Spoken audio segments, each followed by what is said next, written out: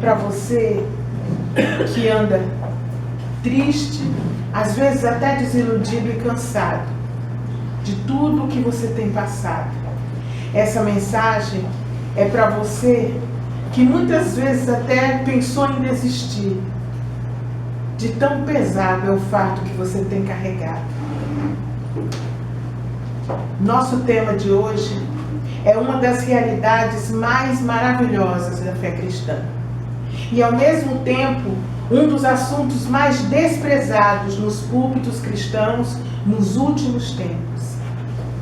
Apesar de nós todo dia recebermos mensagem pelo telefone falando sobre esse assunto, hoje nós vamos falar de uma forma mais profunda sobre ele. Eu vou ler João capítulo 14, versículos 1 a 3, e diz assim: Não se turbe o vosso coração. Crede em Deus, crede também em mim. Na casa de meu pai há muitas moradas. Se não fosse assim, eu lhes teria dito: Vou preparar-vos lugar. E se eu for e vos preparar lugar, eu voltarei e os levarei para mim, para que vocês estejam comigo onde eu estiver. O texto que nós lemos foi registrado pelo apóstolo João. Ele, assim como os outros discípulos, ouviu da boca do próprio Jesus, de forma direta, natural e sem rodeios e sem alegorias, essa que é talvez uma das realidades mais impactantes do Evangelho. Jesus voltará para buscar os seus. E esse dia está próximo. Eu espero por esse dia há 43 anos. Desde que eu me converti aos 14, desde que eu aceitei a Jesus, eu espero ansiosamente por esse dia.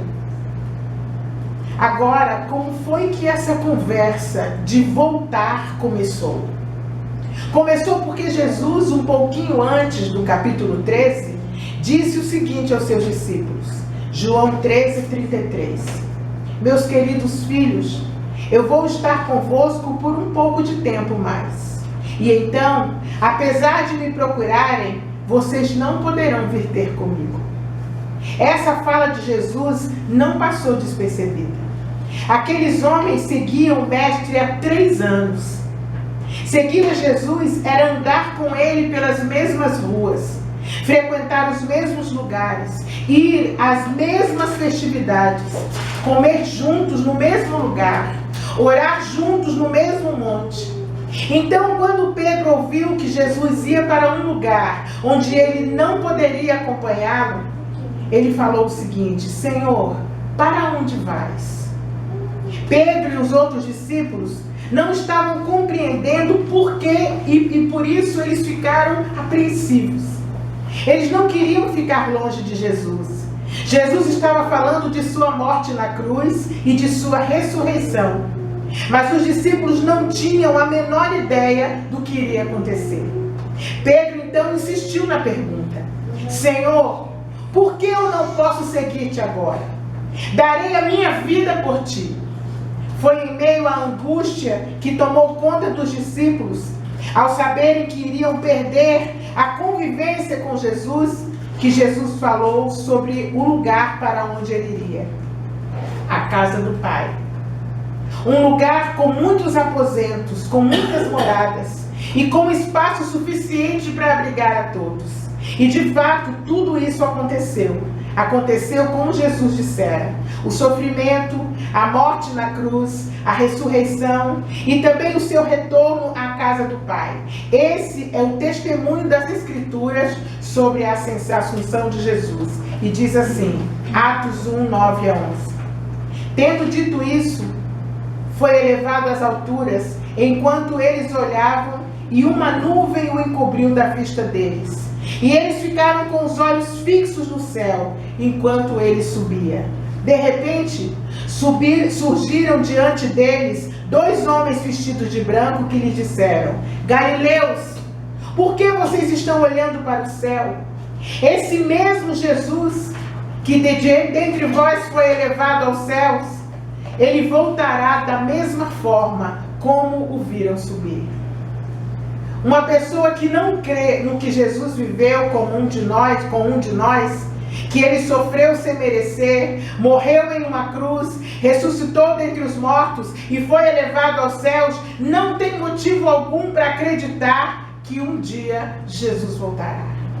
Portanto, a volta de Jesus não deve ser usada para fazer ameaças para quem não crê, para tentar fazer com que alguém comece a crer em Jesus pelo medo. Esse não é um bom caminho. O caminho para alguém entregar a sua vida a Jesus é ser alcançado pelo amor incondicional que Ele tem por nós.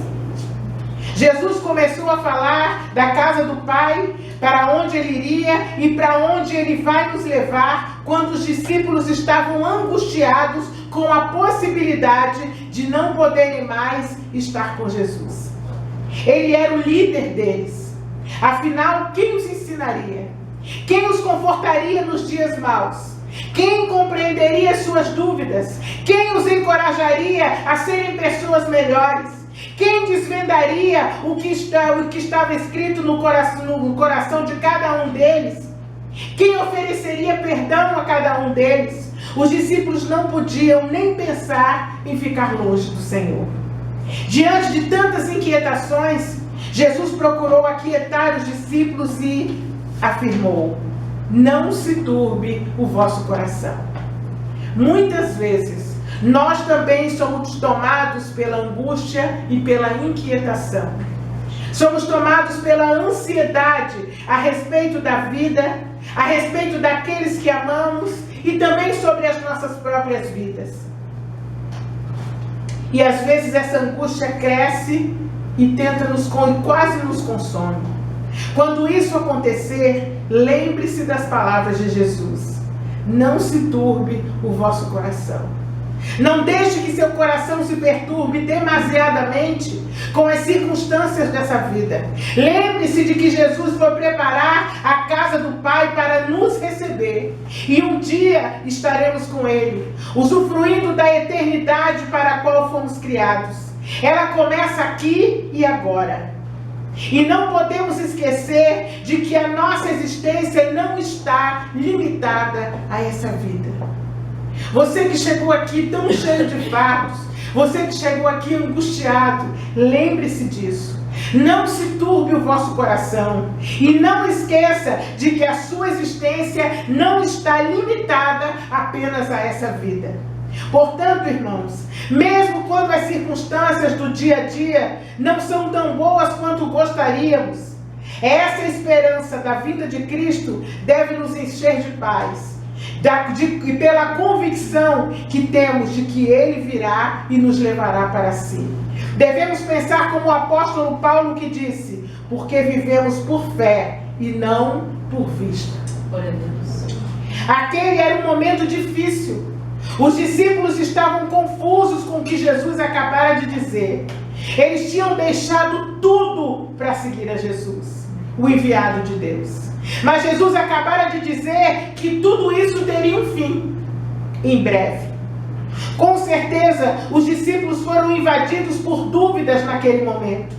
Será que eles haviam sido enganados por um falso Messias que agora estava indo embora? Será que eles tinham desperdiçado 3 anos de suas vidas seguindo a pessoa errada? Será que valia a pena continuar ao lado de Jesus? Essas e outras perguntas certamente vieram às suas mentes naquele momento. Ao perceber as dúvidas que consumiam aqueles homens, Jesus novamente falou com eles. E essas mesmas palavras Ele está dizendo para você hoje. Você que muitas vezes é consumido por dúvidas. Será que eu estou no caminho certo? Será que é isso mesmo?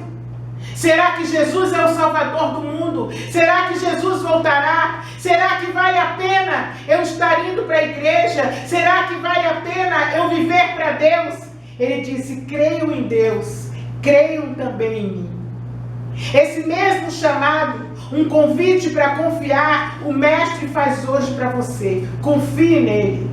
Os dias são difíceis e as dúvidas também rondam o meu e o seu coração. Será que esse negócio de igreja, de Bíblia, de oração e de Jesus vale a pena? Será que não é um desperdício de vida usar o pouco tempo que me resta, depois de um dia de trabalho, conversando sobre fé, santidade e vida de adoração a Deus? Não é melhor, não seria melhor eu cair fora e procurar outra coisa, outra turma? As mesmas palavras ditas por Jesus aos seus discípulos há mais de 2000 anos atrás ecoam hoje em nossos ouvidos. Ele disse: creiam em Deus, confiem em mim. Há uma promessa feita pelo Filho de Deus de que Ele vai voltar. Alimente o seu coração com essa esperança. Seguir a Jesus começa a produzir frutos agora, sim. Mas não é um projeto apenas para essa vida. Esse projeto continua por toda a eternidade. Não é um projeto furado que termina quando o caixão é fechado.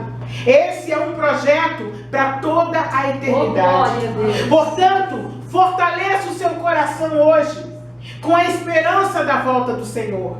Você verá que os dias serão mais leves, o consolo estará presente e sua confiança será renovada. Não com expectativas falsas, em uma vida sem sofrimento, mas pela convicção de que o Senhor está realmente à frente da sua vida.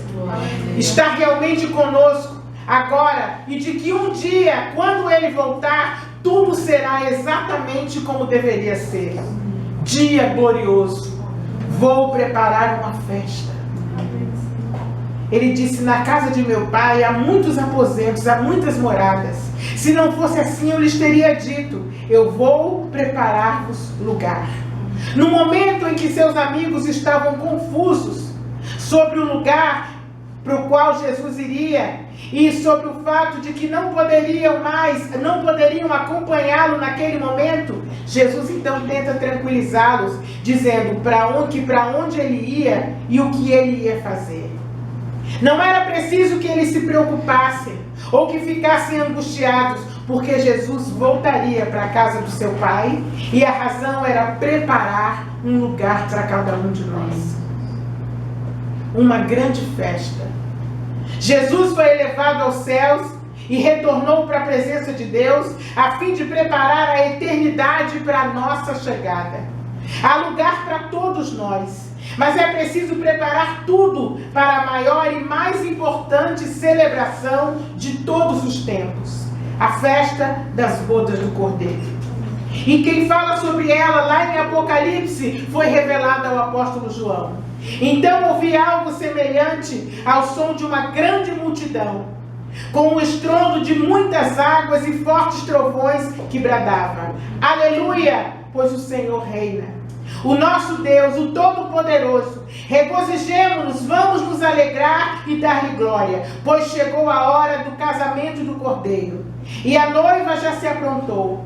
Foi-lhe dado para vestir-se de linho fino, brilhante e puro. O linho fino são os atos justos dos santos. E o anjo me disse: escreva, felizes são os convidados para as bodas, para o casamento do Cordeiro.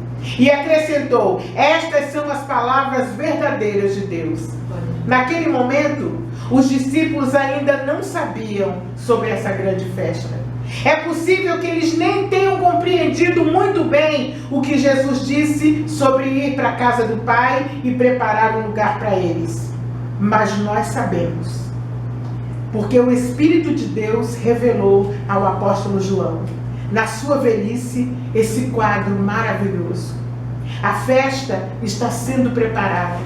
A história da humanidade, a minha história e a sua história estão sendo guiadas por Deus para que Ele receba o justo reconhecimento, o justo louvor e a justa adoração que Ele merece. Quando tudo estiver pronto, quando a noiva que é a igreja tiver sido preparada, quando tudo houver se completado, então virá o grande e glorioso dia. Quando eu penso nisso, meu coração se enche de expectativa, de alegria, mas às vezes de apreensão. Tem sido assim no transcorrer de mais de 2000 anos. Por isso acho nesse ponto que vale a pena deixar duas orientações. Primeiro, não há razão para tentar apressar a chegada desse dia. Muitas pessoas têm lançado coisas na internet, têm falado sobre a volta de Jesus. É claro que podemos desejar que chegue logo. No livro do Apocalipse, há uma palavra que expressa esse desejo: Maranata. Ora, vem, Senhor Jesus. Mas não há nada que possamos fazer para antecipar as bodas do Cordeiro. Tudo acontecerá no tempo de Deus, quando a noiva estiver pronta e chegar a hora. É assim com a sua vida também. Você que espera uma grande virada na sua vida, você que espera uma transformação na sua vida, tudo acontecerá no tempo de Deus, quando chegar a hora. Em segundo lugar, não há razão para fixar a sua mente apenas nesse glorioso dia e esquecer a vida que estamos vivendo agora. Na verdade, João afirma que a noiva, que é a igreja, estará vestida de linho fino, brilhante e puro, e que esse linho representa os atos de justiça dos santos. Isso quer dizer que a maneira como vivemos nessa vida, aqui e agora, é de grande importância para a festa que virá. Nessa conversa que Jesus teve com seus discípulos, um pouco antes de sua prisão, ele deixou transparecer algo que enche o meu coração de alegria. O Senhor não vem apenas cumprir a agenda celestial, marcada desde a eternidade. Isso também. Ele nos revela algo muito pessoal nesse seu retorno. Ele deseja a minha e a sua companhia. Diz assim em João 14:3: E se eu for e lhes preparar lugar, voltarei e os levarei para mim, para que vocês estejam onde eu estiver. Que coisa maravilhosa! Jesus vem nos buscar para ficarmos junto com Ele, onde Ele estiver. Ele nos quer ao seu lado, participando daquilo que o Pai preparou desde a eternidade. Esse dia grandioso será o dia do reencontro de Jesus com os seus discípulos e com os seus amigos. Jesus aguarda o dia em que estaremos todos juntos. O apóstolo Paulo pode nos ajudar a compreender isso. Veja o que ele diz: porque desde o princípio de tudo, Deus decidiu que aqueles que viessem até Ele, e Ele já sabia quem seriam, se tornariam semelhantes ao seu Filho, a fim de que o seu Filho fosse o primeiro entre muitos irmãos. E tendo-nos escolhido, chamou-nos para si. E quando viemos, respondendo à sua chamada, Ele nos reconciliou consigo, concedendo-nos o direito à sua glória. Quando a festa estiver pronta, Jesus voltará. Ele se fez gente, viveu entre nós, entregou a sua vida como sacrifício em nosso lugar, para que esse glorioso dia aconteça. E acontecerá assim como foi revelado ao apóstolo João. A festa está preparada para os amigos de Jesus. Quando você dá uma festa, você convida os seus amigos. E é por isso que Jesus disse que naquele dia Ele vai dizer a muitos: nunca os conheci. A festa é para aqueles que desejam estar com Ele. É para aqueles que o amam e que são gratos pelo que Jesus fez por eles. Aqueles que só desejam estar nesse mundo. Muitos pregam hoje como se o céu fosse na terra. Pregam que nós podemos ter tudo aqui. Incentivam as pessoas a terem cada vez mais coisas, como se nós fôssemos ficar aqui. Jesus disse que Ele não é desse mundo e que nós também não somos. Nós somos peregrinos, estamos de passagem. Nós temos um corpo, em nossa alma residem os nossos sentimentos, mas temos um espírito que vive para sempre. A festa está pronta, mas você está pronto para participar dela? Jesus é aquele amigo que participa das coisas da sua vida? Ou será que ele é apenas uma imagem, um crucifixo, uma oração repetida, uma marca na capa da Bíblia? Precisamos conhecer mais sobre o que Jesus fez por nós. Devemos procurar saber sobre o significado da morte dele na cruz, sobre como isso foi uma prova de amor para conosco. E, sobretudo, precisamos descobrir o quanto Deus nos ama e o quanto Ele deseja cuidar de nós, o quanto Ele deseja transformar nossas vidas e fazer de mim e de você alguém mais parecido com Jesus, que confia completamente no amor do Pai. Mas como será esse dia? É normal que a nossa curiosidade fique aguçada com esse evento tão importante e agora tão falado até pela mídia. Importante para aqueles que confiam sua vida ao Senhor. Os discípulos também ficaram muito curiosos. Quem registrou essa curiosidade foi Mateus. Ele disse assim: tendo Jesus se assentado no Monte das Oliveiras, os discípulos dirigiram-se a ele em particular e disseram: dize-nos, quando acontecerão essas coisas? E qual será o sinal da tua vinda e do fim dos tempos? Que bom que os discípulos perguntaram. É bem possível que eles esperassem respostas bem objetivas, mas Jesus fez diferente. Ele relatou um imenso cenário em que várias coisas estão acontecendo ao mesmo tempo. Aparentemente, Jesus estava se referindo aos tempos que se sucederão, ou aos tempos anteriores, anteriores ao arrebatamento da igreja. Serão tempos duríssimos, que serão experimentados pelo povo de Deus, os descendentes de Abraão. Jesus falou da perseguição, falou do esfriamento do amor de muitos, falou dos falsos profetas que aparecerão. Ele disse que serão tempos de guerra entre as nações, disse que haveria fome no mundo e muitos terremotos.